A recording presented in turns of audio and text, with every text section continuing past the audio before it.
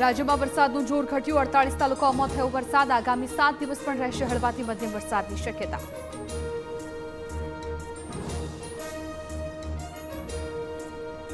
ધરોઈમાં પાણીની આવક ઘટતા રાહત સાબરમતી નદીમાં છોડાઈ રહ્યું છે 10,000 ક્યુસેક પાણી સાબરમતી નદીમાં સપાટી ઘટવાની શક્યતા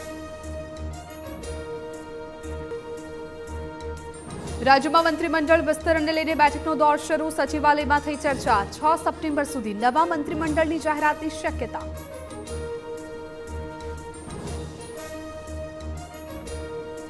જજની બદલીના વિરોધમાં ગુજરાત હાઈકોર્ટમાં વકીલોની હડતાળ કમિટીના ગઠન બાદ એસસીના ચીફ જસ્ટિસને કરાશે રજૂઆત